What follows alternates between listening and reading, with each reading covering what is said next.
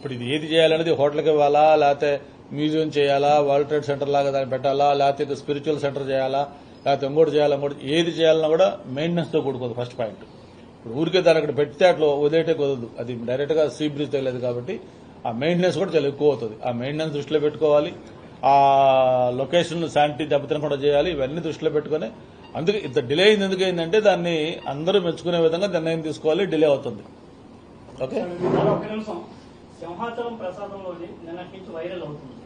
సింహాచలం ప్రసాదం పులిహారలోని నష్ట పడ్డది. అది అంటే చూసే ఎక్కడ వాళ్ళు భక్తులు ఎక్కడ వాళ్ళని కూడా ఏ ఊరు అనేది అనౌన్స్ చేయలేదు సార్. ఈ రోజు విపరీతంగా ట్రోల్ అయింది. దాని మీద ఈవో గాని సంబంధిత అధికారులు గాని స్పందించలేదు. కనీసం పోలీస్ కంప్లైంట్ ఇస్తే రేపు పొద్దున అటువంటి తప్పుడు ప్రచారమైనా అవుతుంది.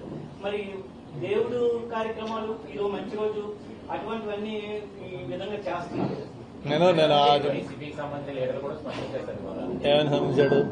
ఇప్పుడే వైసీపీ వాళ్ళు కూడా దాని మీద ఏం స్పందించారు? అదే అదే వాళ్ళకి ఇటువంటి వాళ్ళ కోసం చూస్తూ ఉంటారు, ఎదురు చూస్తూ ఉంటారు ఎప్పుడు జరుగుతుంది. దాని మీద మీరు చెప్పినట్టుగా అది సోషల్ మీడియాలో ట్రోల్ అయిన వెంటనే నేను ఈఓని ఎక్స్ప్లెనేషన్ అడిగాను. అది యాక్చువల్ గా ఈఓ చెప్పిన ఇన్ఫర్మేషన్ ప్రకారం ఏంటంటే, ఒక యూట్యూబర్ వైఫ్ అండ్ హస్బెండ్ వచ్చారు, ఒక ప్రసాదం కౌంటర్ దగ్గర అతన్ని సరిగా వాళ్ళు ఏదో రెస్పాండ్ కాకపోతే అతను అక్కడ వార్న్ చేసి నేను ఇట్లా చేస్తున్నాను అని చెప్పి అతను మరీ ఆ విధంగా చేశాడు అని చెప్పేది వాళ్ళు చెప్పింది. తర్వాత దాన్ని ఏదైతే వాళ్ళు ఇచ్చిన ప్రసాదం నత్త అన్నారో దాన్ని చూస్తే ప్రసాదంలో నత్తుంటే దాని కండిషన్ వేరేగా ఉంటుంది, వేరే దాన్ని అంత అయిపోయినాక ప్రసాదంలో తెచ్చి పెడితే ఒకలాగా ఉంటుంది. సరే, ఇటన్నిటికంటే ప్రధానంగా అతనితో మాట్లాడిన తర్వాత వాళ్ళు ఎందుకయ్యా అట్లా చేశావంటే అతను చెప్పిన సమాధానం ఏంటంటే, నేను ప్రసాదం కౌంటర్ దగ్గర నాకు మీ వాళ్ళ ట్రీట్మెంట్, వాళ్ళ యాటిట్యూడ్ అప్రోచ్ నాకు నచ్చలేదు, వాళ్ళకి రెస్పెక్ట్ ఇవ్వలేదు కాబట్టి నేను చేశాను.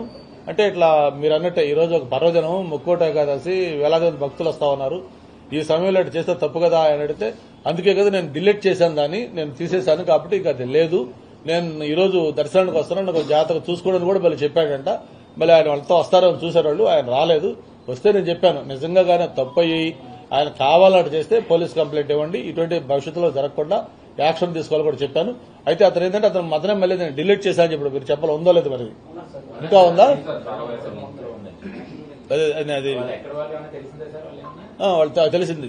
ఇప్పుడు ఈరోజు వస్తారన్నారంట టెంపుల్ కి, మళ్ళీ చూస్తారని వస్తే చూసుకోవడాలని.